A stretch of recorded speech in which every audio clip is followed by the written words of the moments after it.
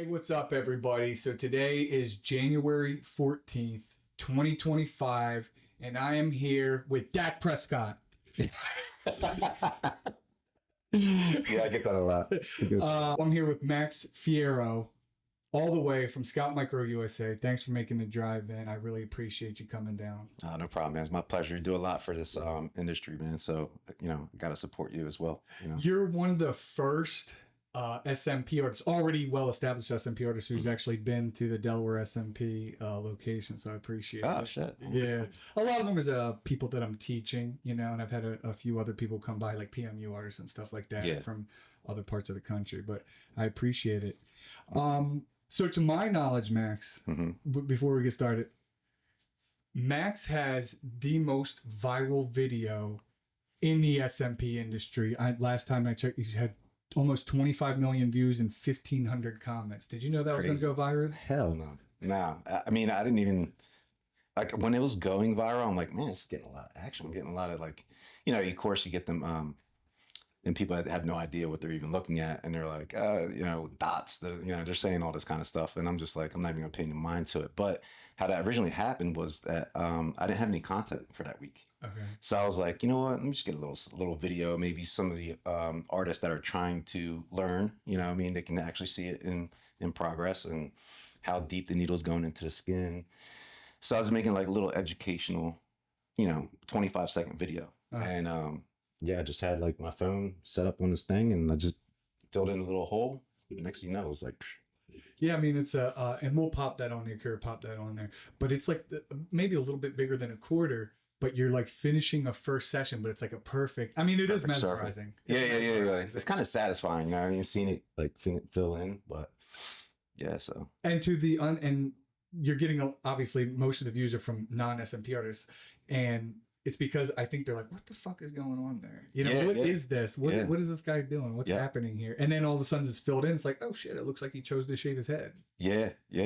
So what I should have did is what would have been nice is showed that after, the 2 sessions after, that actual, fill in, the actual show of what it the final product. The final product, right? Yeah, would have been nice so they can kind of understand what was going on. But I had a lot of people sharing it and talking about it, and they're basically just letting me know when they're reposting it and stuff like that. So. And do you think it helped you get any more sales?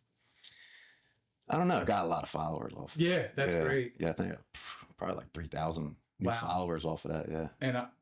And to me, it's like it helps the industry, right? Because you going viral with actual SMP content. Because my viral videos are me looking like an asshole. You were doing actual SMP. I think it just helps the whole industry because more people learn about it. Yeah. Because I feel like that's our biggest challenge is trying to let people know, hey, we offer scalp micropigmentation is a different solution than a hair transplant, but it's more effective. Yeah. And there's other options out there. It's not just a hair transplant or, a hair system, Rogaine, whatever. Yeah. There's other options, which is SMP and it's guaranteed. Yep. Where did you grow up, Max? So I grew up in Hamilton, New Jersey. Hamilton, New Jersey, yeah. And where's that? It's about an hour from Delaware, about an hour from you. So I'm like South Jersey. Okay. By Atlantic City, that area. So it's near where you live now? Yep. Yeah. Have you ever lived anywhere else? Nah. Okay. Yeah. Like I said, my parents, they were immigrants from Italy.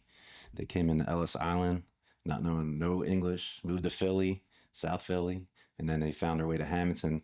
Hamilton is majority Italian and Spanish. Okay. All blueberry farms, so it's very blueberry capital of the world, they call it. So. Yeah, you were showing me before we hopped on the podcast. And so your parents not speaking, do they speak English now? Now they do, yeah. Okay. They talk like Sopranos, like, hey, yeah, my dad. The accent, but. How old were they when your parents came over and were they already married? No, so they were together. They were, I would say my dad was like 20 and my mom was like 18. Okay. Yeah. Okay. And did they have a job? Like, did they know anybody? Nothing. Wow. Yeah, they just came. Winged it. And they're usually the ones that make it because they're hungry. Yeah. They had no option. There's no other choice. They're just, it's either make it or go back home. And so how many siblings do you have? It's me and my sister. You and your sister. Are you older or is your sister? My sister's older. Okay. And you both grew up speaking Italian, like in the household? Yeah. Okay. That was our first language. And then, so I had, a little bit of issues in school in the beginning because, the language was a little off. So, but yeah, it all worked out. And is it true that people who speak Italian, you can understand a lot of Spanish? Yeah. I pick up words, but I can't understand it like a whole conversation, but I'll pick up like, certain things that they're talking about. Do you still speak to your parents in Italian to this day? Nah. No. Nah, not they speak English back to you and everything? Yeah. Okay. I think that's so cool. Do you still have cousins and everything over there? My whole family lives there. My mom actually my parents did get divorced like 5 years ago, which is crazy. But my mom moved back to Italy. Wow. Yeah, she moved back and my dad's in Florida. What's up, Pops? Hey, Mom. So how long were they married before they got divorced? You don't have to go into it if you don't want. No. I would say probably like 50 years. Wow. That's crazy. Yeah. So was that hard for you? I mean, after 50. Nah, I was kind of like the mediator. Everything was like very. Fighting on. Nah, there was like they raised a family. Me and my sister were out of the house. They were like just kind of growing apart. Okay. My dad was like, he's like a ladies' man. So he's like, I want to go to Florida. My mom didn't want to. She wanted to go back to Italy. So they're kind of like they're in different parts in their life. So do you think that's the main reason? Like your mom wanted to go back to Italy real bad? Yeah, she wanted to go to Italy. He wanted to go someplace warm. Like he's more Americanized now. Since he lived here forever. So he great dad growing up. Great, great husband. Had a really good childhood growing up. That's good. Good parents. Yeah. What did your dad end up doing? So he comes here. He doesn't have I guess he doesn't really know much. What kind of work did he do? So he had 13 siblings. Oh, yeah, no. Baby boomers. Yeah. I asked Nona. I was like, Nona, how come you have so many kids? She's like, there's no electric. There's nothing to do. so that's that's what I got from her. But they had a bakery in Italy. So he was a very good baker. So he brought that skill back here and worked in the bakery and eventually owned one. Okay. And then ended up selling it. And he just worked for somebody else. Did they make you work in a bakery as a kid? I worked for a little while, yeah. Did you? I could bake some bread a little bit. Nice. Nothing crazy. I can make some cakes. What kind? So was it cakes and stuff like that? Cakes, pastries, yeah, cannolis, like stuff like that. Yeah. In here in Delaware, I don't know what it is. It's probably the same in New Jersey, but I know the bakery up the street. You have to deliver new bagels, new croissants, new bread. You can't reuse it from the day before, so they're constantly making money. So even if you don't use it, they throw the shit out. Throw it out. Yeah. Yep. You wouldn't think the bakery business makes so much money. At least I don't. You got to think about it. So all the schools, they get their bread from somewhere. It has to be fresh every day. So they're getting it from, the bakeries, supplying, the hoagie businesses, the schools, if they're making sandwiches, all that stuff. So large orders. Yeah. Repetitive. Just constant. Yeah. It's crazy when you actually see it, get all done and there's like stacks of bread. What would they make you do when you were there? I was like, so some of the bread would you get chopped up and you put it in a machine and it just chops it all up. You don't think like how it's sliced, so like white bread's the way it's sliced, it's just put in the machine and you just right down, cuts it all up in little pieces. And oh, that's fucking it's weird. Yeah, nice. It's and my mom worked in the factory for almost 40 years. Wow. For Kellogg's factory. So your mom worked at the Kellogg's. Where's that even at? I don't even know that. Hamilton. Hamilton. Yeah, they have a factory there. So for the cereal? Yeah, cereal, waffles. I saw that the Fruit Loops in Canada are a lot lighter, that red dye or some shit like that. Yeah. And I thought they were protesting. I don't know if Kellogg's makes it or if it's a different company. I'm not sure. But I always had cereal, Pop-Tarts, and was she in like an assembly line or what did you? Yeah. So I mean, she's been there for so long, so eventually she kind of worked her way up. Yeah. She busted her ass, man. She worked a lot. She worked a lot of overtime just to get me through college and just make the family be able to give us what we needed. Yeah. So after high school, were you a good kid or a bad kid, man? I was a respectful kid. Okay. I got in a lot of trouble, but I was always respectful. If that makes any sense. Nothing too crazy. No, nothing too crazy. I was running from the cops, on my quads and, doing stupid stuff, kid stuff. Yeah. Yeah, nothing crazy. When it comes to scalp micropigmentation, you need tools you can trust. That's where InkU SMP products come in. Jade needles are designed for precision and durability, giving you consistent, flawless results every time. Pair them with InkU Pigment, a rich, long-lasting formula your clients will love. Keep things smooth with InkU Butter, perfect for soothing and protecting the skin. And finish strong with antimicrobial foam cleanser for a clean, worry-free healing process. Ready to take your SMP game to the next level? Visit inkucare.com today. InkU SMP products are made for artists by artists. Did you make it all the way through high school? Yeah, graduated at Oak Crest High School. Okay. Yeah. Did you play any sports?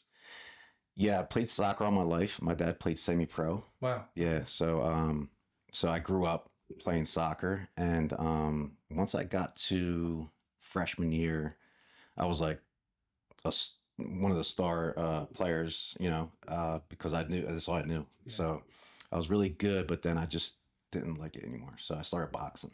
Okay. Boxing was like my new, You started in high school doing boxing? Mm-hmm. Okay. Yeah, I actually started freshman year.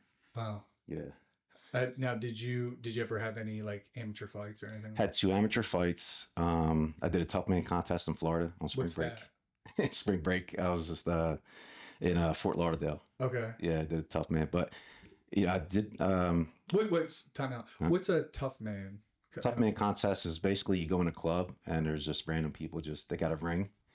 And you just slug it out. Oh, and they like, do we have any volunteers? And yeah. Like, fuck it, I'm going. Yeah, and I was, of course I had some drinks at spring break. I was probably 19. I was in great shape. Or no, I was probably like 23, 22. Great shape. Yeah. So I was like, yeah, I'll go. And I ended up winning. Yeah. Did you get fucked up? No, I ended up winning. You did good? Oh, yeah. Wow. Nice. I won a trophy, a video of the fight. Oh, that's cool. And a bar tab. Wow. Yeah. So that's great. My friends were happy that I wasn't. And it's on spring break. Everyone's hammered. They're like, but I'm in jeans and dress shoes and a wife beater in the boxing ring. So it was like, it was awkward, but. That's great. I had a good buzz going on. So it was all right.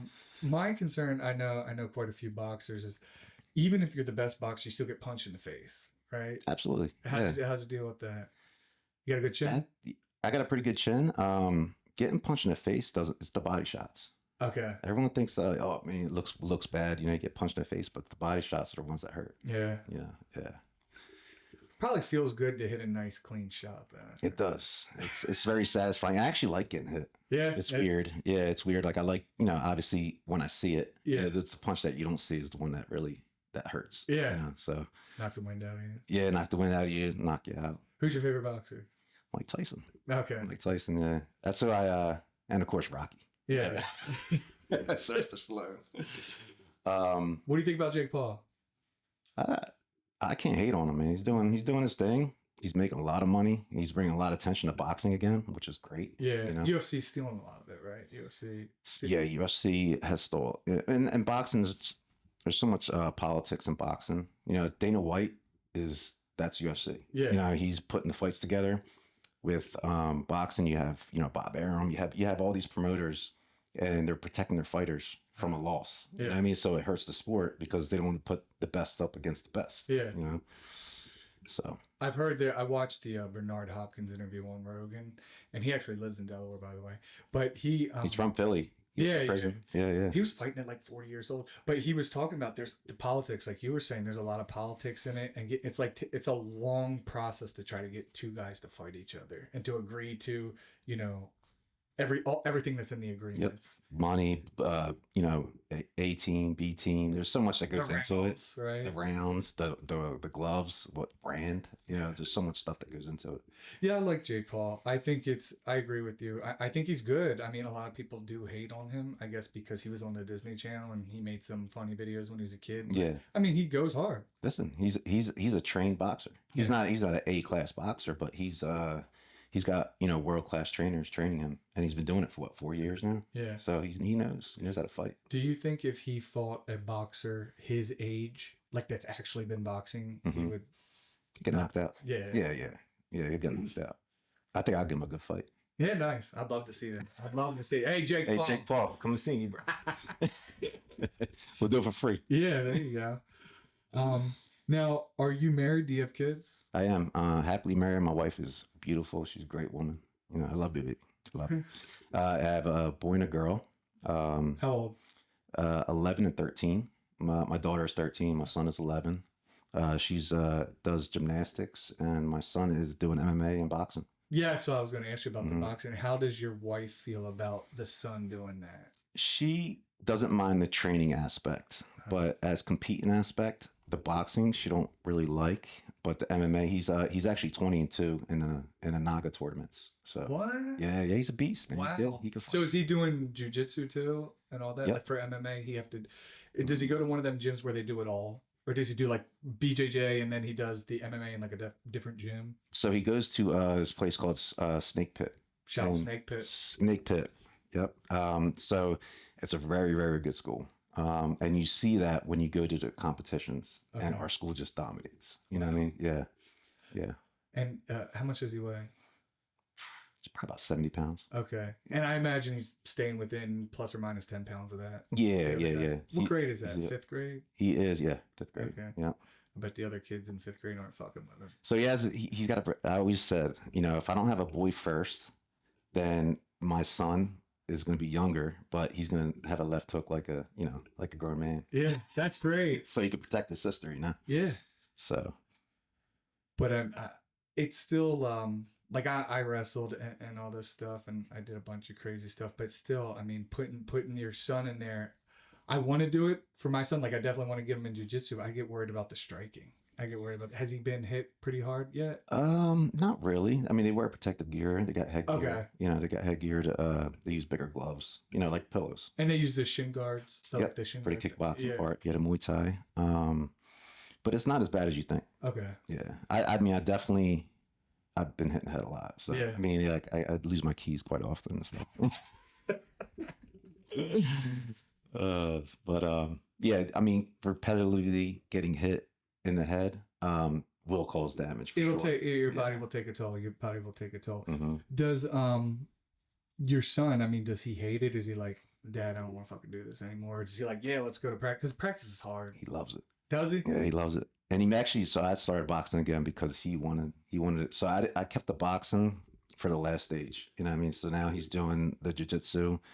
And then the boxing classes, he wanted to start taking them because he wants to be like that. Yeah. So it's like, you're his hero? I'm his hero. I love that. I love that. He's my hero too. I love you, son.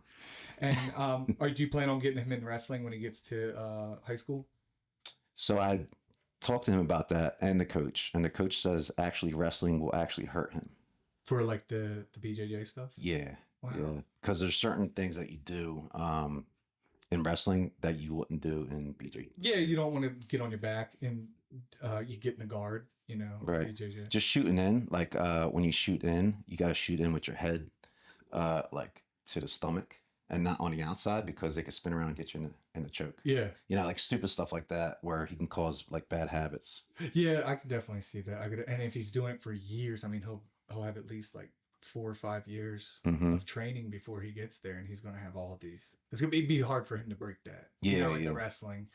Yeah. And then, you know, you got to follow all the rules there. You have to have, I know in wrestling, at least in Delaware, you have to have an arm in. So you can't choke someone like this. Like you have to have an arm in like this. Yeah. You know, so you can't really choke them out. Right. And like when he's at the level now, he's doing submission grappling. So when he has somebody in the rear naked choke or an arm bar, once he has it in and it's locked in, regardless if the kid taps or not, the ref taps for them. That's good. You know what I mean? So it's safe. You know what I mean? Yeah, build up to it. I mean, because it's so small.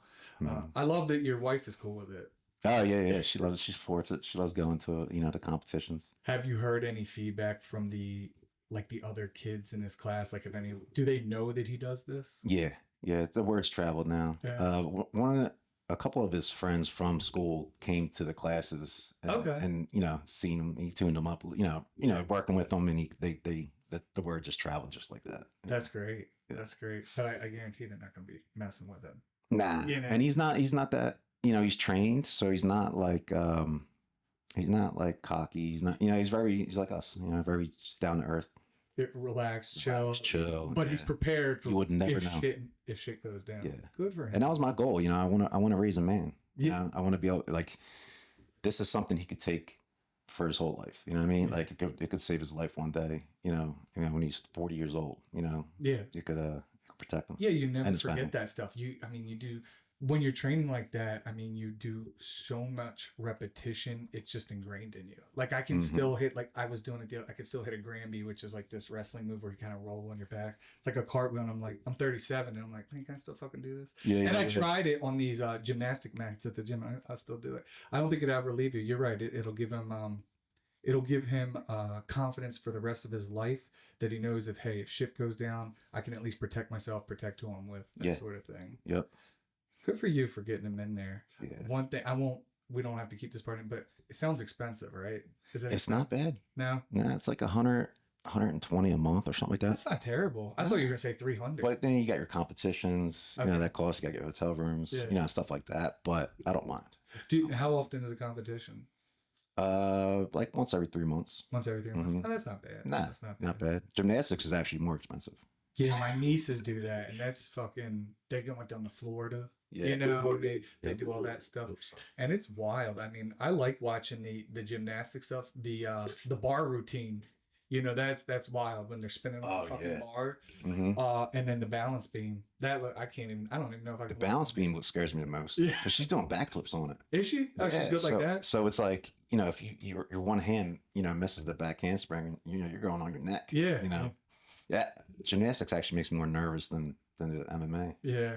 Have you guys went anywhere for the gymnastics competition? Yeah, we go all over the place. I try to make the really far ones, but you know, with the work and, you know, school and stuff like that, so it gets kind of hard. Yeah, but good for her for training. Is her goal to continue? Like, they don't have gymnastics, at least as far as I know, in high school. But you could always do cheerleading, right?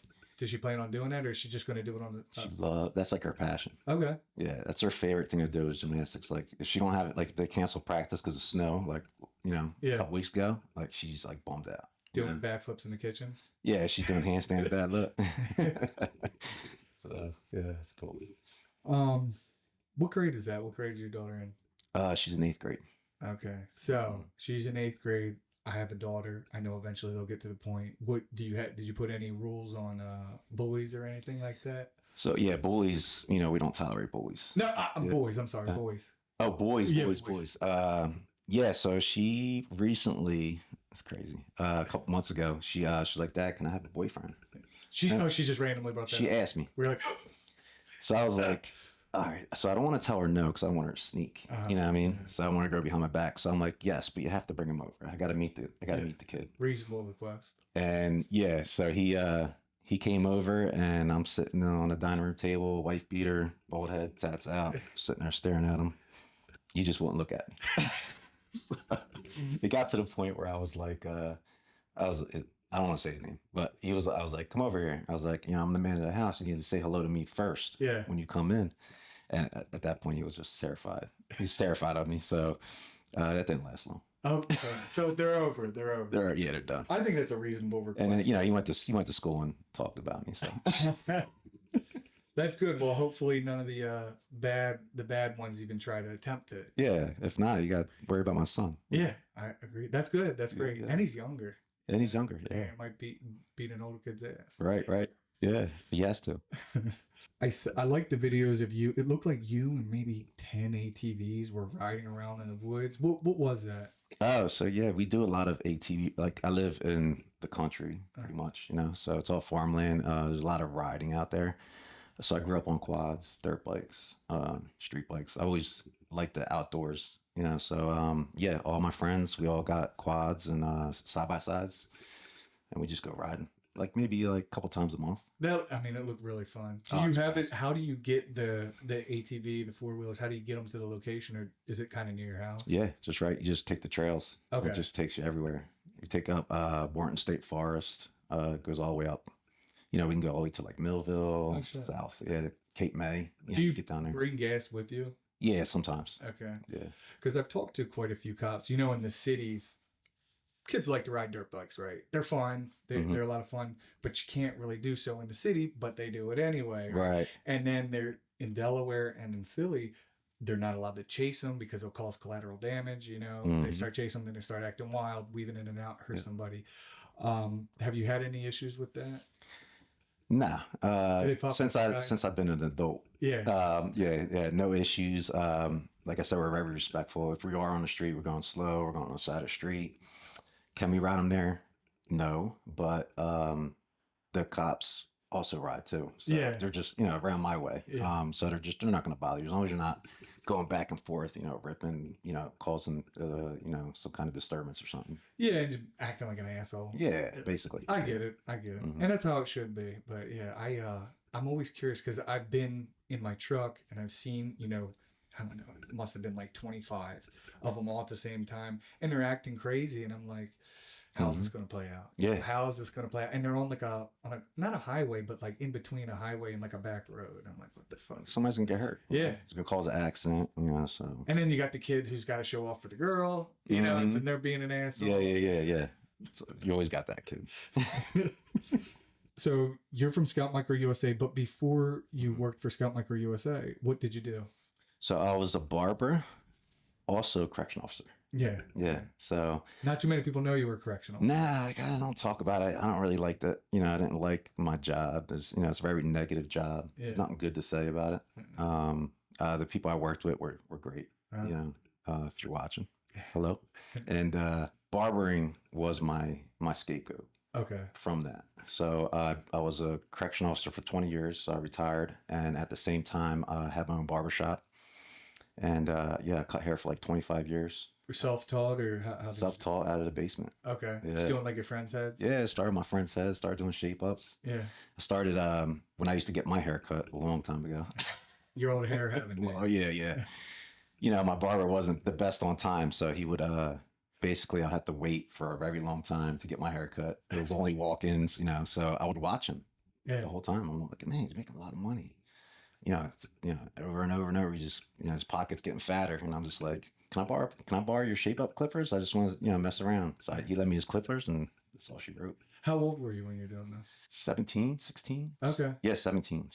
I had a similar experience. I was like, probably 14. 14, I was like really, I didn't have a long wait like that, at least not at that time, but I would just bug my barber, ask him a million questions. How you doing that? You know, Yeah. Like the fading part, I was fascinated by it when he was fading my hair. Yeah. And then I literally bought a pair of clippers, and then I took stuffed animals, and I was just shaving them bald. I was just shaving them bald. Just to try to get the technique down. Right. And then my friend let me shave his head, just like a number one all the way around. But then eventually I was doing the fades and stuff, and very similar. And I just, you know, I felt like if I can cut hair, then maybe I can do SMP as well. Because you going from as a correction officer, that's totally different than going to touching people's heads and making shape ups and, you know, creating a hairline. Yeah. You're a correctional officer. You're also a barber. How did you eventually get into SMP? Did you get it done first, or did you become an artist? I started losing my hair at a young age. I had a tough time with it. It was I was always a pretty boy, always worried how I looked, and doing some research on YouTube, and SMP came up. I'm like, what the hell is this? I'm like, that's pretty cool. It looks cool. It looks good on video. How does it really look? So I did about a year of research, and throughout all the research I've done, Scalp Micro USA was pretty much my go-to at that time. Walked in, met Matt, great guy, very welcoming, and got my treatment done. As I'm getting my treatment, you know, we're shooting the shit, and he's like, what do you do? I'm like, yeah, I'm a barber, you know, correction officer. He's like, you're a barber, you should take my class, because barbers tend to pick it up easier. Matt said it, Matt Ayula. Yeah, Matt. Shout out to Matt. I love you, man. And so he probably don't remember this conversation, by the way. So here you go. And so he's like, take my course, you know. So I thought about it for about another year. And my clients, they started losing their hair. They were like, yo, where'd you get yours done at? I want to get mine done. So I was like, well, if I get trained, will you let me do it? And they're like, yeah, I'll trust you. You know, you can do it. That's when I hit Tara, you know, Tara at the, she's the office manager at Scalp Micro USA. I love you, Tara. And, you know, she took down the appointment, took the class. I was very nervous because I didn't know if I was going to be able to have the natural talent for it. Yeah. It is a tattoo. It's different than cutting hair. Picked up the tattoo gun. I was like, came I don't want to say it came right to me because it never does, but it came very natural. Okay. I was looking at the other students in class, and I was kind of more advanced. You know what I mean, so that's when I knew, like, I kind of got this. So drawing the hairlines was super easy because barbers know hairlines. And I went back home, started doing some heads, and I sent some photos over to Matt. Matt was like, "Looks great." He's like, "You want a job?" And I was like, well, I got the corrections thing. I got a couple years left, like 3 years left at the time at corrections, and I got the barbershop. Talked to her with the wife. She's like, try it. And I was like, you know what? Let me try it. So I went up there first day. I loved it. It was great, man. Yeah. Big news for the SMP world. Follicle has just dropped their new scalp pigment. It's bigger, better, and made with Hanafi Color Pigments, one of the largest pigment manufacturers in the world. Not only is this pigment backed by world-class expertise, but they are giving you more of what you need. That's right. Their new, bigger bottles mean you have enough pigment to do 20 to 25 sessions in just one bottle. And because you're part of the Dattie podcast community, we're offering you an exclusive deal. 15% off all pigments and aftercare products when you use the code DADDY at checkout. Take your SMP game to the next level with Follicle Pigments. Go to the Follicle website. Get it now. The Scalp Micro USA, we are like a family. Everyone helps each other. I check Matt's work. Matt checks my work. I check Ken's work, Mike's work. We all help each other. Yeah. Four eyes are better than two. Yeah. You know what I mean? So it's always good to have another eye, look at your work. But yeah, it's been great ever since, man. Great. It changed my life, man. Shout out to Matt Ayula, changing lives, both careers and changing heads. You know what I mean? Changed my life. Give me a hairline. Give me a job. I love that. All right, so Matt kind of asked you to work for Scalp Micro USA, but you had already had a job. Were you worried that the corrections people were going to find out? No, actually, I let them know. Oh, so they were cool with it? Yeah, they were cool with it. Mm-hmm. Okay. As long as it was on my days off. Okay. Yeah, so I made sure it was on my days off. And once the officers found out I was doing it, they were like, bro, needless to say, there's no bald officers, and everyone's got a hairline in the jail. I love that. I love that. And you're building up your portfolio and all that sort of thing. Yeah. I was like charging peanuts just to get a portfolio and be able to get my Instagram up and start and practice reps, right, and get those pictures. Yeah, of course. Yeah. Did you ever consider I don't know, try to make a sale or a pitch to some of the inmates that you knew were about to get out? Nah. They probably don't have money, right? Yeah, not only that, but it's just like, yeah, rather not. Yeah, no, I get it. I get it. I think it was against policy as well. I was so afraid while I still had my job, while I first started doing this, that someone would see me. I never showed my face or anything. I was paranoid because we had to go, we had to ask permission, and it's like a moonlighting form or something like that. Yeah, they want to make sure you're not working on your business when you're supposed to be working on the work. See, in the correctional, you're in there. When you're there, you're doing your work. You can't really work from home. Right. Mm-hmm. I could work from home. I had to make sure that they don't think, hey, he's doing SMP shit when he should be working on JP Morgan stuff. Yeah. So I was just paranoid. Even though other people did have businesses like daycares, real estate, stuff like that. I just didn't say anything. Right. Now, you have a unique situation. You got hired. Scalp Micro USA is one of the biggest companies, SMP companies in the world. What if somebody else goes to Scalp Micro USA, they do their training, could they just apply? How does that work? Do you know about that? If someone wants to work for Scalp Micro USA? It's Matt's company and Keith. So they would, obviously handpick, if they need an artist, they would train them and then they would get hired. They pick the talent, out of the class if they need it. I would imagine they wouldn't.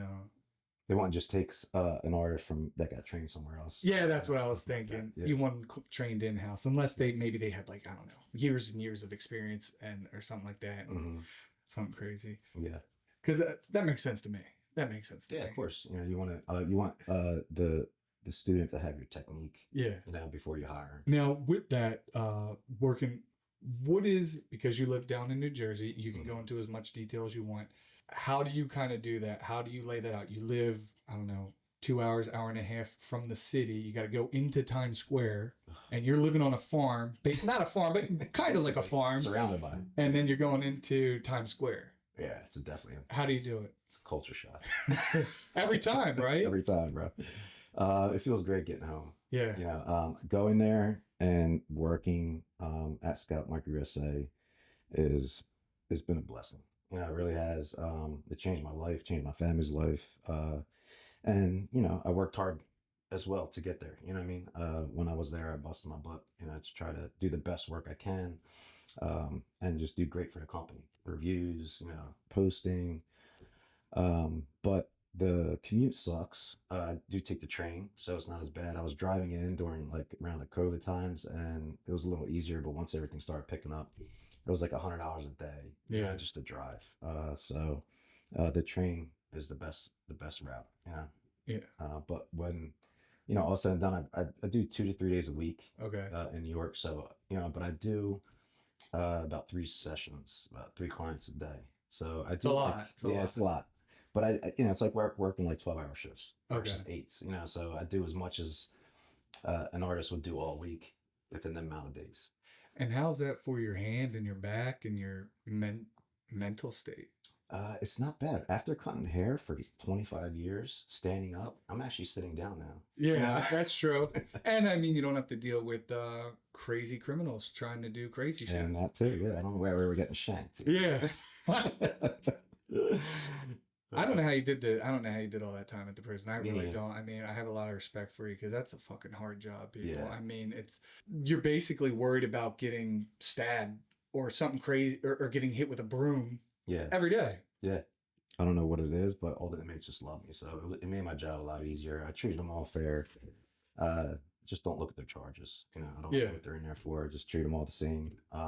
But it kind of helps you, because you get people skills, learn how to talk to people, especially if, someone's in a bad spot, right?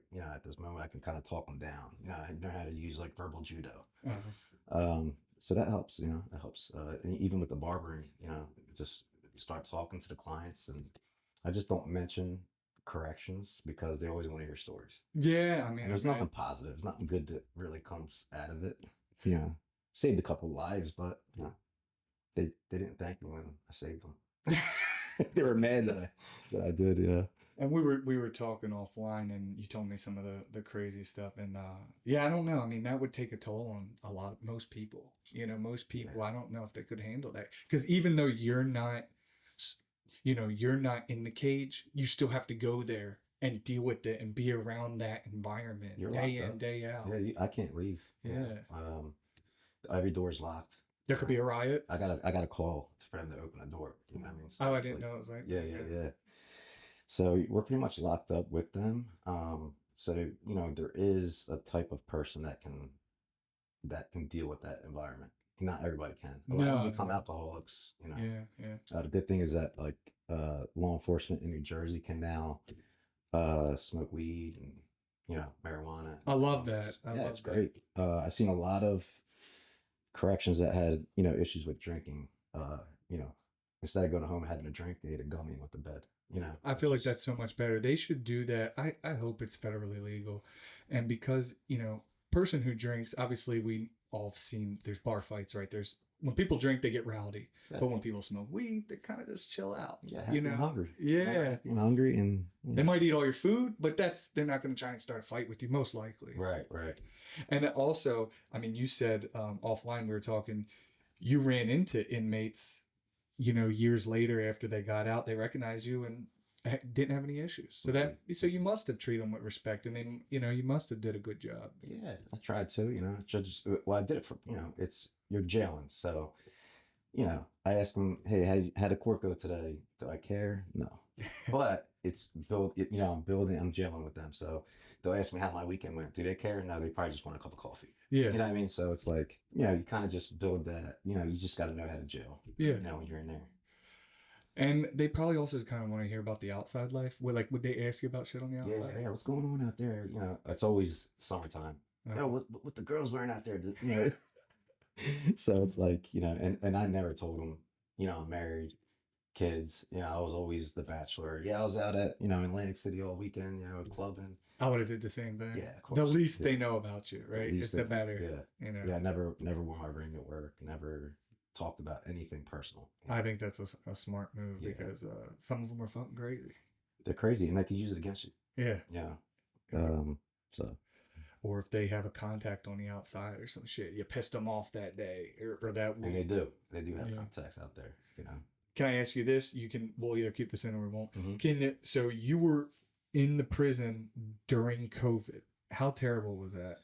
It was probably the worst time of my life. Out of all your years doing it? Yeah, 100%. Even in your early days? Yeah, the worst time. It was very difficult. The whole jail's locked in.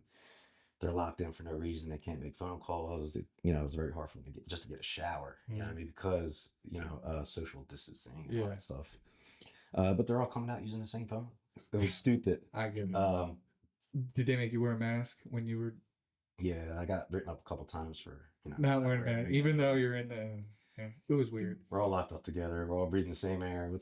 Some of the rules were a little ridiculous when we were playing softball. So I played softball. I've been playing softball like 16 years. Mm-hmm. And you know what a dugout is, right? Yeah. Play baseball. I play baseball. They would put caution tape around the dugout so we could still play, but we weren't allowed to sit in the dugout. So we basically just sat on the bleachers next to the dugout during it was the dumbest shit. Yes, outside. We're still next to each other. We're playing, so it made no sense. Right. And the guys running it, it's usually these older, retired guys that are like 65. They're like, I'm just doing what the city tells me to do. I get it, dude. I get it. You gotta respect. I mean, at the time, you just had to respect everybody else's wishes. Yeah, but man, being trapped in the jail, Jesus, that would be it's horrible. Yeah, even at with scalp micropigmentation, bro, wearing a mask, was I'm trying to. I guess my hearing's not great. I realized during COVID I read lips. Okay. I look at everybody's mouth when they talk, and when I had the mask on, I was like, what? I couldn't hear. Okay, it was weird. Yeah. So Scalp Micro USA, I talked to Keith Myers, and he's a brilliant marketer. You working for them? Do they bring you the leads, or do you find your own leads? How does that kind of work? Can you give some insight, I guess, to the industry? Other people want to know. Everybody knows who Scalp Micro USA. All the artists know who you are. They know who Matt is. I'd say all around the world, they pretty much know who you guys are. How does that kind of work, the leads? So 99% come from Scalp Micro USA. Okay. Yeah. And then I do the consultations and, let them inform the client about how SMP works, the whole process and everything. And then if they book, they book. If not, maybe later on they'll book. And then, of course, I have my own page. I post as much as I can to help the company and myself. Yeah. Same thing with reviews. I always try to get reviews. That's pretty much how it works. Mainly, Scalp Micro USA gets me all my clients. That's great. I mean, it's one of the biggest challenges for most most SMP artists is getting in the door. Yeah. And you also have the reputation. You're with a reputable company, one of the most reputable companies, in the industry. And then you produce great work, obviously. Thank you. He's a beast, people. If you haven't seen him, if you're watching this and you're interested in SMP, I highly recommend Max will take care of you. He'll take care of you. Thank you, man. I appreciate you. Yeah. Now, let me. You can go into as much detail about this. And sorry, I'm asking a little. I just want to know. I think people in the industry want to know. How does it work in regards to the payment? So are you renting a chair? Do they take a percentage? How does that thing? It's done by percentage. Okay. Yeah. So like you make a sale, then you'll get a certain percentage, and then the Scalp Micro USA will get a certain percentage because like we were talking offline, you don't have to pay for the ink, the insurance, all the costs, all the overhead. Yeah. So Matt has a lot of overhead. So a lot. Yeah. So he, obviously he gets the more the percentage of it. Yeah, and it makes sense. And I know 100%. Rent can't be cheap in Times Square. I don't even know what it is, and probably rather not know. And we were kind of talking offline, man. I don't know, Matt. He deals with stress pretty well. I mean, you think about all the stuff he has to deal with. I mean, I feel like he deals with it very, very well. Yeah, he's got a really good team. Okay. He put together a great team, and like I said, we all put our work in. We all help each other. So kudos to him, and he built a very strong, good team, good people. I love the video. Speaking of your team, one of your team members recently left, and they moved to Florida, and you surprised them. I loved it. I love you, Mike. I miss you. How long did you work with Mike? 5 years. Wow. Yeah. And what did you like going down to Florida? Did you like his setup? Yeah. He just so when I got down there, he just got that place. Probably like maybe like a month. Was he doing it somewhere else before that? He was in Fort Lauderdale. Like a temporary spot or something? Yeah, originally it was Fort Lauderdale, then they moved to Boca. Okay. Yeah, so it was I was very happy to see him, but at the same time I'm trying to surprise him. Yeah. And do a video. So it was like, so who was recording? My wife. Yeah, she was okay. recording. Yeah. But did you guys end up getting to hang out? Did you hang out and all that? Nah, because he had a client coming in. Oh. Yeah, his first client had to reschedule. So I got there and he wasn't there. I'm like, Tara, where's he at? And she's like, oh, you rescheduled. He'll be there in like 15 minutes. Okay. So I had like a video of him walking in. He didn't even know I was there. It's crazy. I was late. Now, does he still have now that, like, if you wanted to go down there, would that be an option? Or even just do a couple like heads down there if you're visiting. Oh yeah, for sure. Yeah. Mm-hmm. Yeah. I love. See, that's what I'm jealous of that with. Because you could go to a lot of these different locations. Because he has them all. If you wanted to, and just kind of work out of there for a little bit. Yeah, yeah. I mean, it's my dad lives in Florida, so okay. I was visiting my Boca Raton. Oh, okay. Right yeah, wow. So it was like 15 minutes, and I was visiting my dad, and I was like, you know what, I'm gonna go check out Mike. Yeah, that was the whole plan, and then so we just spied on him, and and he's a great artist. Mike's a great artist. I learned a lot from Mike. Okay. Yeah, I learned a lot from Mike. I learned a lot from everybody. There's always room to learn. Yeah, you know what I mean? Agreed. I'm sure I could learn a lot from you. You know what I mean? Everybody does. What I've trained with, I guess, like actual train with at least 6 people, and everybody does things different. Yeah. Even like drawing the hairline. I've watched some. I never did that simulation where they put the fibers right, and someone wants the perfect shape of to put the fibers, and you box it out with the clippers, the fibers, and then you just retrace. I'm like, that's genius. It is. Yeah, they should have an app. They need to come up with an app for that. Somebody has an Juan has an app. I haven't used it too much. I used it when it first came out, but they really should. It should be more prevalent. It should be more. I think it should be more open to, I guess, the person who wants to get it done. I'm not sure, Juan. I'm sorry if it is open to potential clients, but you could definitely take a picture and then kind of do the simulation for them. Yeah, that would work. So, Scalp Micro USA trainings. When Matt does these bigger classes, do you have to get involved in that, or how does that whole thing work? So, he doesn't do very big classes. He's very he likes to keep it like around like 6 people. That's good size. Yeah, 6 people. And then he has, me and Ken there. Okay. And then we have Keith, for the marketing education part. But the students will shadow all of us. Okay. They'll come around, they'll shadow me for a little while, so they get like Matt has a little bit of help, but he teaches majority of the class. Okay, and then when it's time to like see on a real person, because that's what they want to see. They're coming, they're standing around you, asking you questions, all that sort of thing. Yep. Yeah, recording. Does that ever bother you when they record or when they're no, not at all. I feel like some people don't. I'm a people pleaser, so I like to help. As much as I can. Yeah. And you'll answer questions. People send you a DM or something. You'll answer that. Absolutely. Yeah, 100%. You hear that, people? Bug the shit out of them. Yeah, if you got a question, man, just send me a DM. I got you. What's one of the biggest mistakes you see new SMP artists make, or that you made getting into the industry? I would say training, practice. Some of the artists didn't have enough education or enough practice before they actually start working. Like on a live person. Yeah. Agreed. I agree with that. I mean, we all got to start somewhere. Yeah. But just hit them melons. Hit the melons. Hit them fake scalps. Even marker and paper. Just. Do you think that the melon is the best way? Because now Scalp Micro USA has those like fake skin head things. Do you think the melon still works? Do they have to go get the fake skins? No, it both works. Okay. Yeah, they both work. Yeah. The fake skins work, but sometimes they're a little hard to clean off. Okay. To get the old impressions off. Yeah. So you got work a little bit. Melons, you just throw them away, but I know. Yeah. You know what I mean? So. And the skin, I mean, they've come a long way with wiping off, because I have a bunch of fake skin. It's like permanent. You can't do it anymore. And it's like, I didn't like the ones, I haven't tried the mats, but it felt like I was working on a tire. It was real thick and dense, and I was like, it's going to break. It's more like for your dot spacing and your impressions. But I think the melon gives you the depth. Okay. You know, because if you go a little too deep on a melon, you see it like a Yeah, blowout. You know, yeah. so you know, it kind of helps. I agree. And then a little bit of juice comes out almost like blood. Yeah.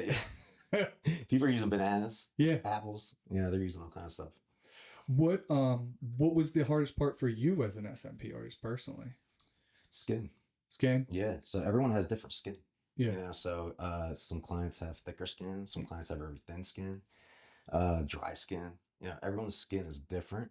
So I always tell all my clients, you know, get your skin as healthy as possible before treatment. Yeah. Moisturize. Drink a lot of water the night before. You know, hydrated skin is always great to work on. Yeah. But you know, I'll deal with a guy with very dry skin, and then you're doing your impressions, and you hit a dry spot and it bleeds a little bit. Yeah. Now the impression's not sticking. You gotta go back. Or it flakes off and it gets stuck in the needle and you gotta stop every 2 minutes. Drives me crazy. I started exfoliating. I watched this guy, I think he's in San Diego, but he was using the green, you know, you can get them sponges from the dollar store. One side's green, one side's like the sponge. Yep. And I started scrubbing the top of their head. That seems to work. Gets all the dead flakes off. Some people they just have dry skin. Yeah. You know, they just and especially now, it's cold, you know. Yeah. Or dandruff. It's hard though if they have dandruff and they have long hair, like they have thin long hair. I'm like, oh, the density fills with the dry skin. Yeah, it's gonna be a long time. It's gonna be a long, painful time. What's up, SMP world? It's Chris with the Blends Protein. A lot of people are switching over to our products. The most realistic results are being put out using Blends products. These products were made for artists by artists. We want to make you a believer. Here's 20% off your first purchase. Use Dattie podcast. Blends for the most natural results in the world. What about scars? How do you feel about doing the scars? I love scars. Yeah. I don't know if you've seen the one I've done. What's probably is my favorite treatment to date is the burn scar. Yes, that was amazing. Yeah, they got around his ear. Yes. Yeah, so you did so good on that. Thank you. And that guy, I mean, he was probably, I mean, he's so relieved. Bro, super nice guy. Very involved in church. You know. What happened to him? So he had, when he was a little kid, he was in the kitchen dancing with his dad. His dad was like dancing with him. Mm-hmm. You know, and they were frying. They had a pot of grease frying, and the handle was sticking out, and the dad hit the handle, and the whole pot of grease fell on top of the kid. Oh my god! And the dad accidentally hit it. Oh my god! I don't know if I could forgive him. He was telling me a story, and I'm getting chills like now Yeah. because I could feel for him. He was very insecure. You know, his of course. Even his beard was messed up, so I ended up doing his beard, his scar, and his scalp. Jesus. Yeah. And his ear was his ear. Yeah. But, can you imagine what the dad felt? Okay. Dude, and you know it was an accident, and he probably feels guilty every time he sees it. You know? Yeah, I couldn't even imagine. I was like, I imagine he forgave his dad, right? Yeah, I would assume so. Yep. So if you're just listening to this, people, make sure you try to pull up the video and look at this amazing transformation. It really is incredible. I was looking at your beard. So I've talked, I wouldn't say I talk shit on beards, but I'm terrified of doing beards because I just don't know. I actually haven't really seen any done in person until today, and I see yours and it looks great. So I think I'm going to be able to make more money because I keep turning people down. I don't like, I don't do a beard just because I wanted to see it in person. I was telling you about the ink I use, you know, and I use things that have worked on me. Because I'm kind of my own guinea pig, and so I kind of wanted to just see what it looked like in person. And you just so happened to be the first time I see SMP on a beard in real life, and it looks good. Matt did a great job. Shout out to Matt, and I think I'm gonna start doing it. Yeah, I think. Now, have you personally done any beards? I've done a lot. Yeah, you have. Yeah, me and Matt mainly do them in the office. What's the secret or the trick to doing the beards? You only do one session? 2 sessions. Okay. 2 sessions. Now, if you have a beard and you want a little bit of density, it could be done in 1 session. Okay. If you have a very patchy beard, you'll need 2 sessions.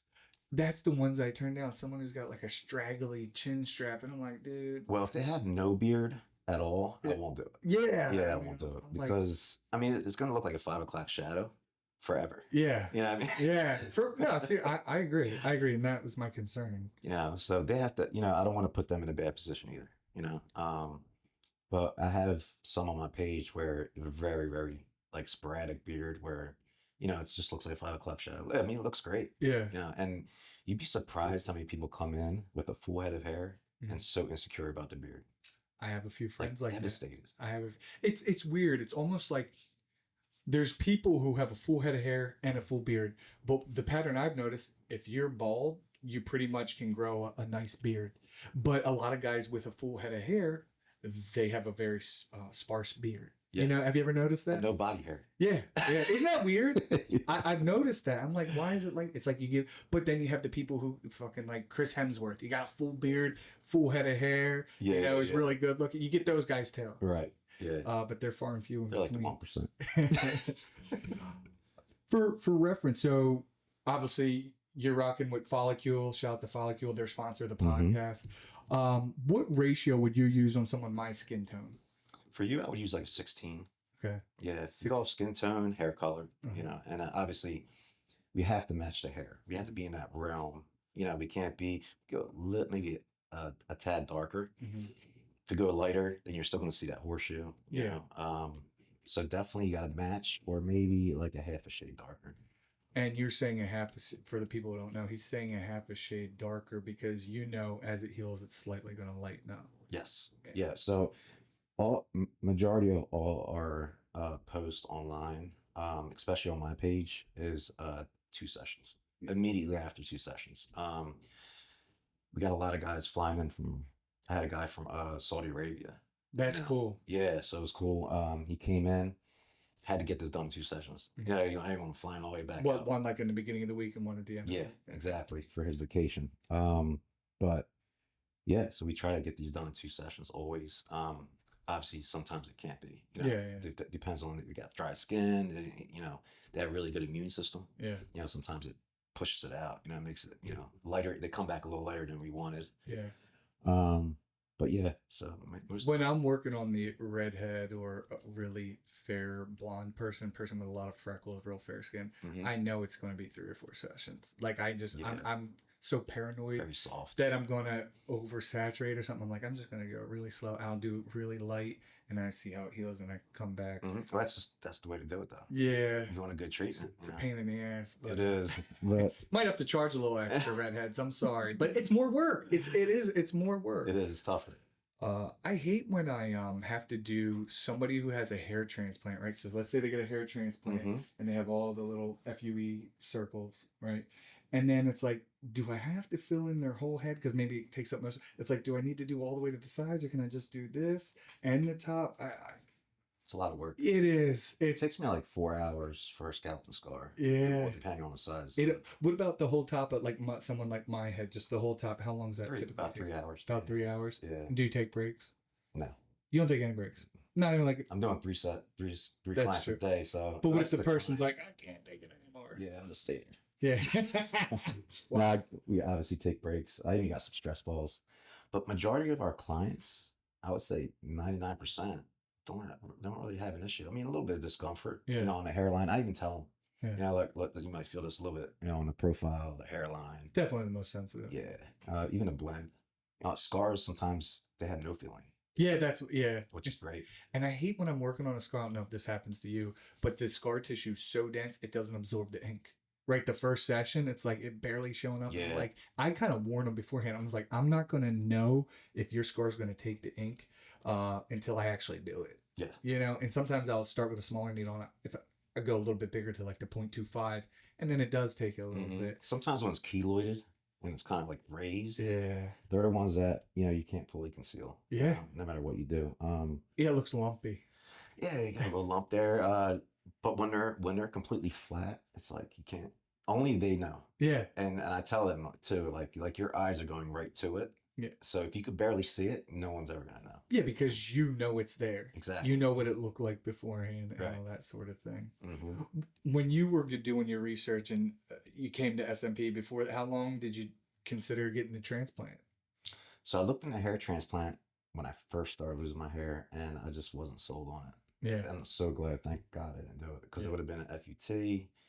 I would have had scars, you know, all over. So I just stuck it out, rocked a horseshoe and a hat. Yeah, same. I mean, I even went to, you know, consultation for the hair transplant. did Yeah, yeah. I was looking at Bosley. I don't know Yeah, if that's where I went. are they There's still one around? there's one like an hour and a half. All from right, here. yeah. Yeah, and I went up there and they explained how. Then they gave me this special shampoo. Wash your hair with this shampoo first, and then the next shampoo. Did you ever do that? That doesn't work. Nothing works. And I get a lot of people who do those PRPs. The they take your blood out and then they shoot it back in. Yeah. It's like $800 for it. Is it that much? Yeah, well, at least the people I talk to, and that doesn't seem to work cheaper. either. Yeah, long term, and it's more effective, right? More effective. So I look at all these celebrities, and they're bald, and they got millions. Mm-hmm. Besides Floyd Mayweather, I don't know how he did that, but but they are bald and they want hair. You know, we all want hair. Yeah. So if they have millions and they're bald, there's no other way. You know, it's the best way is SMP. It's guaranteed. You're gonna get the result. Hair transplant is not to knock it because I've seen good ones. Mm-hmm. But I've never seen a really good hair transplant on an Norwood 7. I know. Never. Yeah. Now hairlines, if you're losing your hairline and you want to add some density, get a hair transplant, you will have to take Rogaine, finasteride. Yeah, you got to take all this medications for the rest of your life to keep the hair. Yeah. And what about when the rest of your hair falls out? Yep. Especially when people get the transplants in their 20s. Early, right? Yeah. Yeah.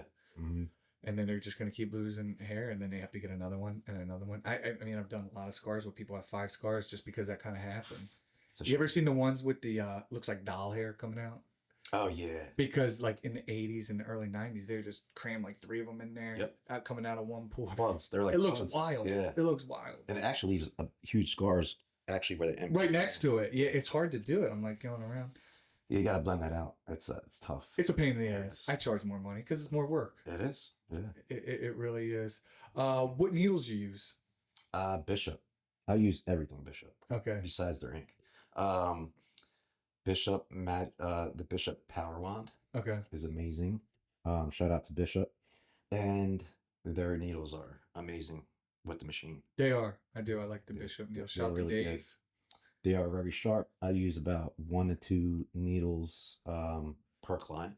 That's it? That's it. Wow. For the top of the scalp. Yeah. Now sometimes, you know, you get that tough skin, you know, third needle in there towards the end. But yeah, they're really good. Compared to the other needles I've used, I'm going through like 4 or 5. Yeah. Yeah, Matt's like, bro, using all these needles. Yeah. At least not me, it's the needle now. But yeah, it just works for me. It works. The Bishop is. I've used the Bishop too. I like them as well. They're not a sponsor of the podcast. They should be. Yeah. Bishop, hit me up.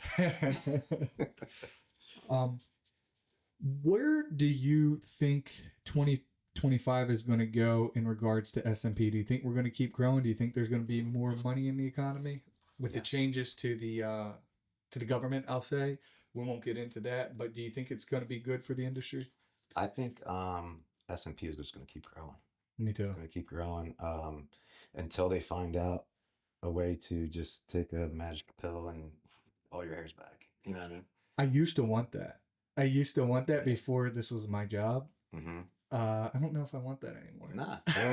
You know, my daughter asked me, she's like, Daddy, if you can just grow all your hair right back right now, would you do it? And I was like, I don't know. Because being bald was actually a blessing. When I thought it was a curse. It's a gift and a curse, right? It really is. It was, I feel the same way. It's like if I wasn't going bald, I probably wouldn't be here talking to you right now. Yeah. And like a lot of my, clients, I was cutting hair, for 25 years. And I'm like, man, God made me a great barber, but, I'm playing with everybody else's hair and I don't have it. Yeah. You know what I mean? So I was like, man, this is a joke. Yeah. The bald barbers are usually really good, though. The bald barbers are always good. They are, all the shops that I've been to, the bald barbers are phenomenal. Yeah, yeah. They like touching hair. They haven't touched their hair. I love combing my son's hair. Yeah, like I reminisce about it. Yeah, I cut my son's hair still, so it's and I'm just like looking at him like, should stay. Like thinking if he's gonna go take my genes, from that.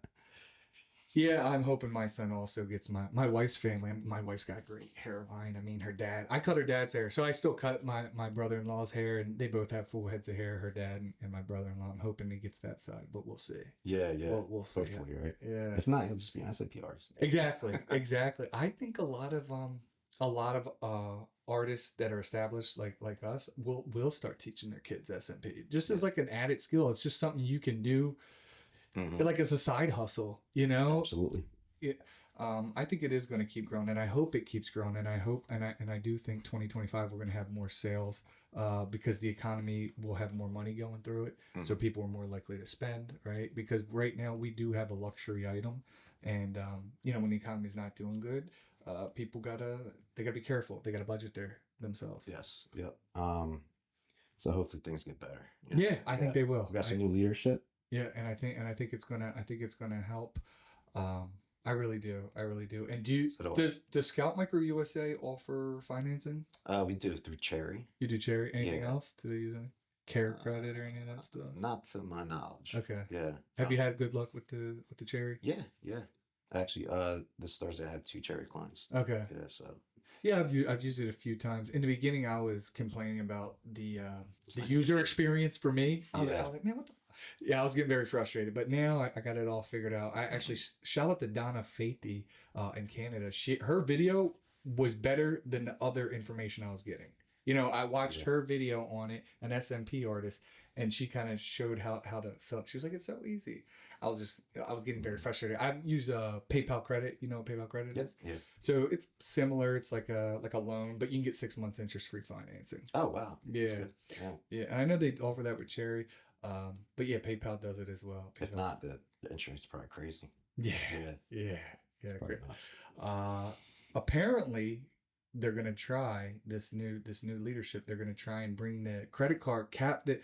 So I used to work at JP Morgan. Most people listening to this probably know that.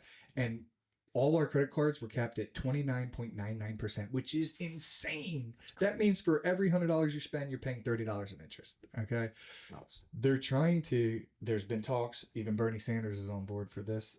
It's like 10%. Yeah, 10%. Yeah. If they can pull that shit off, I don't see how people couldn't be happy about that. You know what I mean? Yeah. Anybody, just a regular sure. person. How Credit is that card not companies good? are happy. But Yeah. that's about it. Yeah, you're right. Yeah. You're right. I think they're going to be a little more cautious, though. Some of these, because the whole CEO thing, there's jokes all about that.